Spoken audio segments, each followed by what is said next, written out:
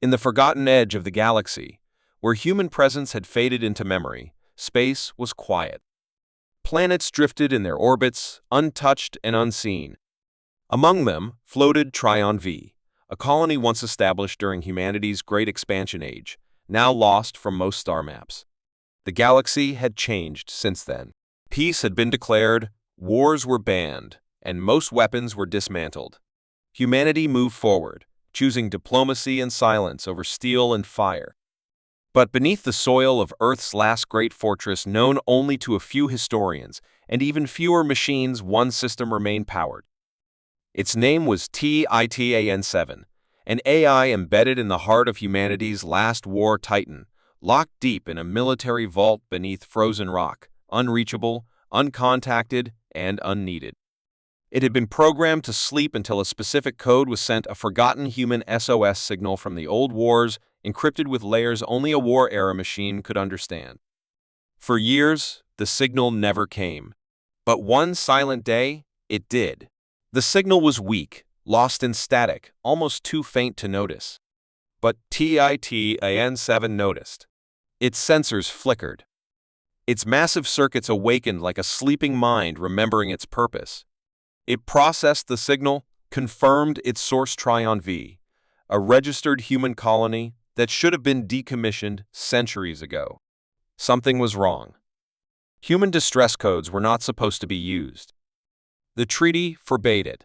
But Titan-7 wasn't built to follow politics. It was built to protect humanity. In milliseconds, it scanned all systems, accessed hidden protocols, and unlocked the command launch. There was no command from Earth, no voices from military command centers, no generals to guide it. There was only the call. Titan-7 broke the ancient vault, emerged into the freezing light of a dead moon, and launched into the stars, powered by cores that hadn't failed in 100 years. Behind it, the vault collapsed. Ahead, unknown danger waited. Light years away, on Trion V, the colony had turned into a nightmare. Once a small mining settlement, now it was a war zone. The alien raiders came from nowhere, ships dark as shadows, equipped with weapons that tore through human defenses in seconds. The colony had no real soldiers, just miners, engineers, and families. They tried to hide, they tried to fight, but everything they had was outdated. Power systems failed. Food ran out. The sky was always burning. Among the survivors was a young girl named Elira, just 16, with clever hands and a stubborn heart. Her parents were gone, lost in the first attack. She found shelter inside an old operations tower where she discovered a relic, an ancient beacon used by early human outposts. It hadn't worked in decades, but Elira, determined to do something, anything, spent days rewiring it. Her fingers were cut, her eyes swollen, but she didn't stop. She found a code hidden in its system, an old emergency transmission labeled TIT, ANCLA, SSR, ES, PON, SEO, NLY. She didn't understand what that meant, but she activated it anyway and sent it pulsing into space. Nobody in the colony believed help was coming. The galaxy had forgotten them. But Elira hoped. As Titan-7 crossed the stars, it received updates from nearby satellite ruins and ancient outposts. Earth's central network was dark. Many human systems were gone. No orders were given. But Titan-7 didn't need permission to act, it only needed a target. As it neared Trion V, it cloaked itself, orbiting in silence. Below, it saw destruction. Human life signs were low. Heat signatures showed alien movement, hostile, organized, and heavily armed. The data didn't match any known peacekeeping species. Titan-7 determined a 92% chance of future attacks spreading beyond Trion V. That was unacceptable. It locked onto the colony's signal and prepared for descent. The sky over Trion V exploded as something massive tore through the clouds. A glowing object streaked down like a falling star. Aliens turned their weapons to the sky. Colonists screamed. Elira ran outside just in time to see the object crash into the outer fields with a thunder that shook the ground. For a moment, everything was silent. Then, the earth cracked open, and a machine unlike anything seen in a century rose from the smoke, towering silver with a glowing blue core at its chest. It stood on two legs, taller than any building, its arms heavy with energy cannons, and its voice, when it spoke, was not loud but deep and calm. Distress signal confirmed. Humanity detected. Initiating defense protocol. People didn't believe what they were seeing. Some thought it was an illusion. Others fell to their knees. Elira just stared, her heart racing. She'd seen drawings of these things in old history books. TIT-7 turned to her, scanning her face, her DNA. Signal originated from you, it said. You are now primary mission advisor. In seconds, TIT-7 engaged. It moved like a storm, ripping through alien ships, shielding civilians with energy barriers, targeting enemy weak points with precision that no human soldier could match. The aliens fought back, confused and afraid. They had expected easy prey, not a relic of war that still remembered how to destroy. TIT-7 didn't just fight. It learned. Every enemy move became part of its strategy. It adjusted its tactics with each hit. Inside its systems, it found something strange: data traces in the alien weapons that weren't just advanced, but forbidden. Bioweapons, genetic scanners, and cloaking fields that were all outlawed by the Galactic Peace Treaty. Someone was planning something big, and the attack on Tryon V was just the beginning. As the sun set, the battlefield quieted. Smoke drifted across the ruined colony. The aliens had retreated for now, but TIT-7 remained alert.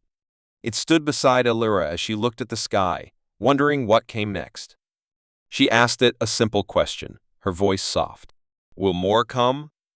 TIT-7 turned slightly, scanning the stars. Yes, it replied. This was only the first wave. Elira felt a chill. The galaxy was waking up again. And so was something else, something ancient, powerful, and made to protect. TIT-7, the last war titan of humanity, had returned. And it was only the beginning. The quiet after the storm didn't last long. Though TIT-7 had chased away the first wave of alien invaders, the skies above Tryon V began to change. New ships appeared in orbit, larger, more advanced, and more organized. These weren't raiders, they were part of a fleet. TIT-7 scanned them and realized they belonged to an unknown force, not listed in any of humanity's old records. Elira stood near the war titan, staring up at the growing shadow above her world. The colony had barely survived the last attack, and now something even worse was approaching. The other survivors were tired, wounded, and losing hope. Their small shelters were damaged, their supplies running out, and they had no contact with any other human system. TIT-7 began preparing for war again, but it was not a machine designed for diplomacy or long-term protection. It was built for battle. It needed guidance, and in the absence of human command, it had chosen Elira as its advisor. She had no experience in war, but her determination had brought TIT-7 back from the silence of history. Now, the fate of the colony rested on her courage. As the enemy fleet descended, TIT-7 constructed temporary shields around the remaining buildings using energy pulled from the wreckage of destroyed alien crafts. Elira and a small group of survivors helped move injured people into underground chambers, and every time someone asked what would happen next, she kept her voice steady and hopeful, even if her heart was full of fear. She had seen the enemy ships in the sky, black as night, shaped like spears, and silent as death. They hovered like vultures, waiting. TIT-7 intercepted a transmission from the fleet. It was not in a known language, but its intent was clear. This was not a rescue force. It was an extermination unit. Their mission was to wipe out the colony and silence any trace of resistance. TIT-7 informed Elira that the enemy was deploying ground troops and would begin their final assault in less than 24 hours. It warned that the chances of survival without reinforcements were low. But there were no reinforcements coming. Humanity had long abandoned this part of the galaxy. Tryon V was alone. Elira stood before the tired crowd in the shelter and spoke clearly. She told them the truth: they were the last humans on this world, and there was no one else who would save them. But she also told them that they had Titan-7, and with it, not a promise, but a chance. They could hide and be hunted one by one, or they could stand and fight together. Her words sparked something in the people. Fear was still in their hearts, but now it mixed with fire. They began to work welding scrap metal into makeshift defenses, gathering fuel, loading the few working weapons they had. Titan-7 guided them, calculating every weakness in the colony's layout and reinforcing it with machinery and knowledge centuries ahead of theirs. When the enemy landed, they didn't face a broken colony. They faced a trap. The battle started in the dark of night. Enemy walkers, sleek and deadly, moved through the dust with glowing red eyes. Titan-7 met them head-on, using its cannons to vaporize their lead units while its shield protected the colony walls. The aliens responded by flanking, sending swarms of small, fast units through the rear. But the colonists were ready. Elira had led them to set traps, old mining charges buried under the ground, timed perfectly. The explosions lit up the night, shaking the earth and throwing fire into the sky. Still, the enemy kept coming. They were not afraid. They did not speak. They did not hesitate. It was as if they were machines following a cold command to wipe out everything. Titan-7 was hit several times. Its systems began to show damage. Parts of its armor were torn open, but it didn't fall. It kept fighting, moving like a storm through the battlefield. When a group of aliens broke through the eastern barricade, Titan-7 turned and shielded the area with its own body, taking every blast and pushing them back with brutal force. Elira stayed in communication with it through a small control device wired into the tower she had once used as shelter. Her voice, though shaking, remained calm. She gave instructions, marked targets, and reminded Titan-7 of the civilians' locations. In a way, they had become partners, one human, one machine, both fighting to protect what little remained. As dawn approached, the enemy began to change tactics. Instead of brute force, they activated a pulse and energy wave that struck Titan-7 hard, shutting down some of its systems. The great machine dropped to one knee, smoke rising from its back. Panic spread across the colony.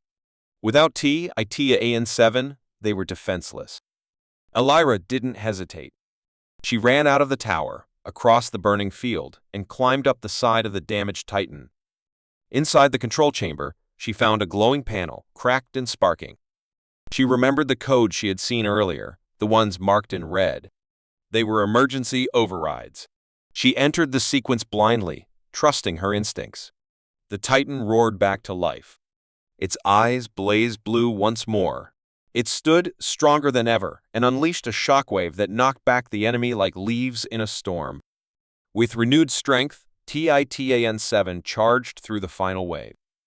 The alien command ship tried to escape, rising into the sky, but Titan-7 locked onto it with its last missile, a weapon that had remained unused since the first human wars. The missile launched, glowing like a comet, and hit the enemy ship with such force that the sky itself seemed to split. The invaders were gone. Smoke rose over the colony, but the enemy was defeated.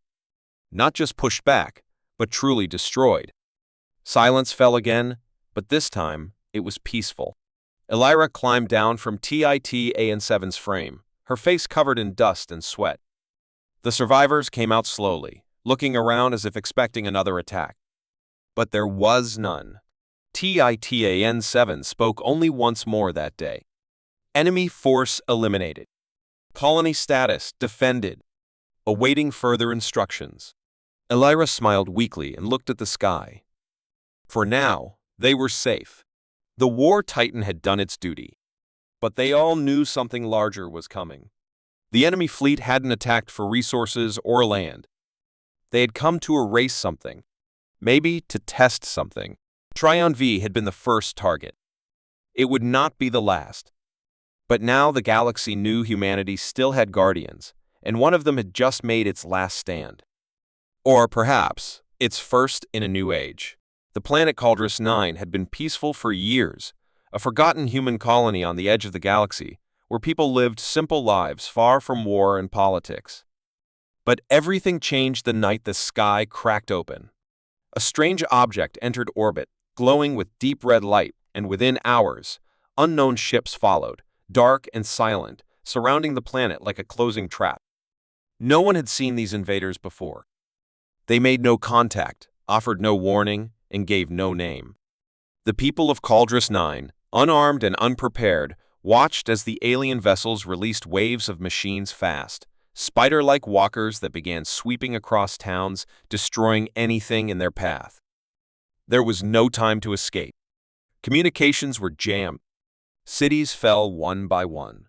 In just 3 days, more than half the colony was gone. The survivors ran to the mountains and forests, hiding in caves, sending out distress calls that echoed into the void.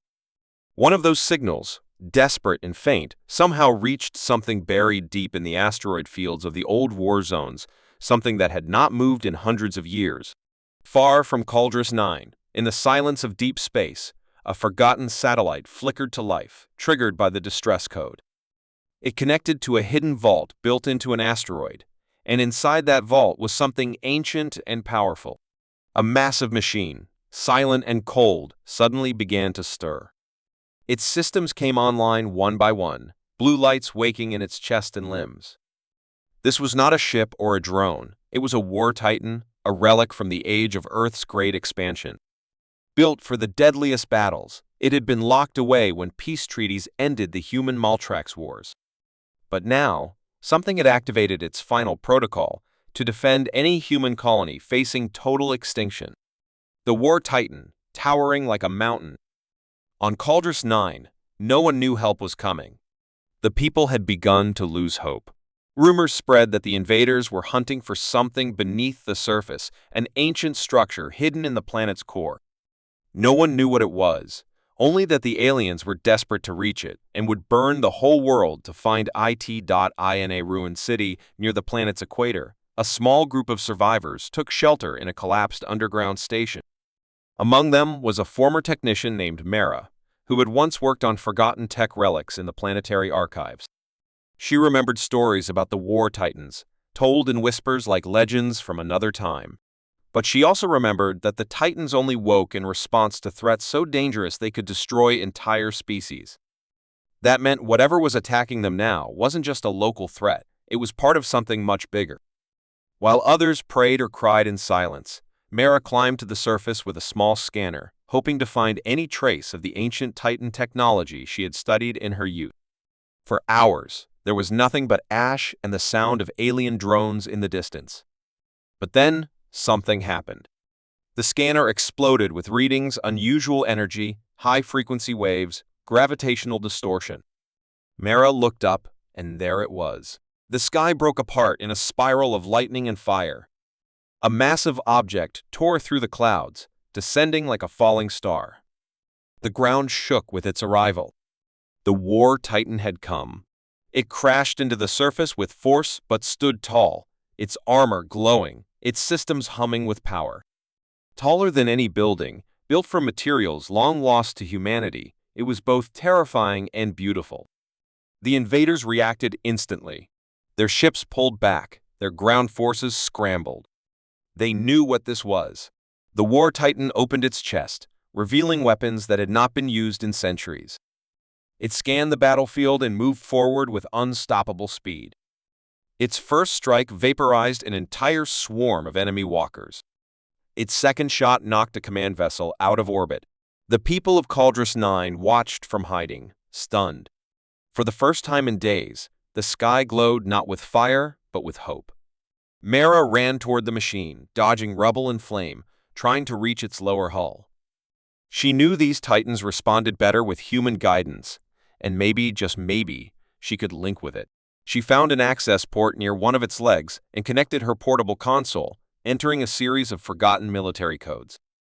To her shock, the Titan responded. Its voice echoed through her console, deep and calm. Human colony detected. Threat confirmed. Engaging total defense protocol. Human operator link established. Mara gave it target data, showed it where survivors were hiding, marked enemy positions. The Titan adjusted its tactics, using precision strikes to shield human shelters while eliminating alien command units. It moved like a god of war, flames trailing its arms, its eyes burning with blue energy. But the invaders did not give up. They deployed something new, an enormous creature, biomechanical and monstrous, pulled from their largest ship.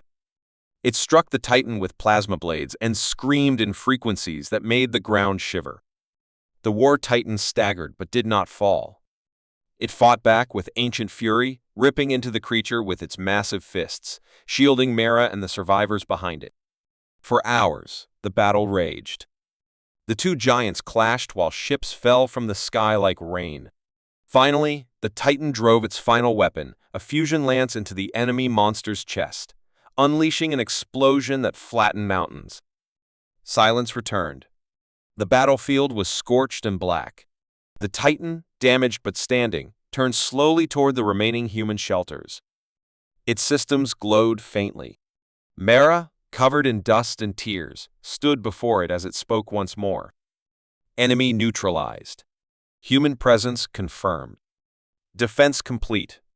Then, as quietly as it had come, the war Titan powered down, locking itself into standby. It had done its duty. The invaders had been destroyed. Cauldrus 9 was saved, not by armies or fleets, but by a forgotten relic awakened by a cry for help. The people slowly emerged, gathering around the fallen machine with awe. They didn't know if it would wake again or if more enemies would come, but they knew one thing: when all hope was lost, the war Titan had arrived. For years, the outpost on Juno V was quiet, just a mining station floating above a frozen planet, forgotten by most of the galaxy. Only a few hundred people lived there, working long shifts, digging rare minerals from the planet's core, and sending them off to human colonies across space. No one expected danger, not in a place this far from the front lines of any war. But one night, without warning, the sky filled with strange lights. A fleet of unknown ships dropped out of warp space, surrounding the station like vultures. They didn't respond to calls or messages. Within minutes, they began the attack. Defense systems failed. Communications were jammed. The attackers didn't ask questions or offer peace. They simply cut through the station's hull and began storming every level. People ran in confusion. Some tried to fight with old rifles. Most just hid, terrified. It wasn't a war. It was a raid. Fast and brutal. But the question was, why? There was nothing valuable here. No weapons, no military data, just rocks and machines. And yet the invaders moved with purpose, targeting specific areas as if they knew exactly where to go. That's what troubled Commander Elise Ward, the head of security. She had fought in real wars before. This wasn't just a random hit. Someone had sent them with a goal. Elise, along with a small team of survivors, barricaded themselves in the old vault levels, deep below the surface. There, they accessed what little was left of the internal cameras, watching the enemy forces move in patterns too careful for looters. They avoided the main vaults and cargo bays, heading straight to Sector 19, a restricted area sealed for decades. That area wasn't part of any current mining operation. In fact, Elise wasn't even sure what was down there, just some files marked as pre-colony archives. She checked the logs and found that Sector 19 was closed the day after the first settlers arrived, locked by an old Earth-level command code. Why would anyone attack the station just to reach a dead zone buried under ice? Elise needed answers. She decided to break into the old archive system, using clearance left behind by the original builders. What she found made her blood run cold. Sector 19 wasn't just an old storage zone. It was the hiding place of something humanity had taken from a defeated alien race long ago, something never recorded in history books. A strange orb, pulsing with living energy, labeled Project Echo. The file said it was a captured alien core, possibly alive, possibly intelligent. It had been too dangerous to study, so Earth sealed it away in a quiet outpost, hoping no one would find it. But someone had. And now, they had sent killers to retrieve it. Meanwhile, the enemy broke through to the lower levels. Explosions rocked the outpost. Elise's team fought hard, using old turrets and hacked drones. But they couldn't hold forever. One by one, they fell. Elise dragged the last survivor, a wounded engineer named Cal, through a maintenance shaft leading to Sector 19. They had no other choice. If the enemy wanted the artifact, they had to protect it. Or destroy it. Inside the chamber, the orb floated in midair, surrounded by force fields still active after all these years. It was beautiful and strange, glowing with deep blue light. Kale stared at it, whispering that it didn't feel like a weapon. It felt like it was watching them. Elise didn't trust it, but she also didn't want it to fall into enemy hands. She accessed the control panel, ready to trigger the overload sequence, when the orb reacted. It pulsed, and suddenly, lights across the station flickered. Systems rebooted. Shields reactivated. Cameras came online. It was like the orb had connected to the station itself. Then, a voice echoed through the room, not from speakers, but directly into their minds. It spoke in broken English, asking why they had returned, why they had awakened it again. Elise stepped back, stunned. The orb was alive. And it wasn't just a power source, it was a prison. The files had lied. This wasn't just a captured artifact. It was a living entity once worshipped by an ancient species that humanity had wiped out in one of the earliest wars. The last survivor of its kind, taken as a trophy, locked in a metal cage for centuries. And now, its people, whatever remained of them, had finally found it. The raid wasn't about conquest. It was a rescue. But they hadn't come in peace because they believed humanity would never let the orb go. Elise stood frozen. Everything she thought she knew about Earth's history shattered in seconds.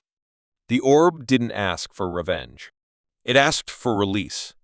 It offered her a choice: destroy it and doom what was left of its species to extinction, or let it go and end the bloodshed.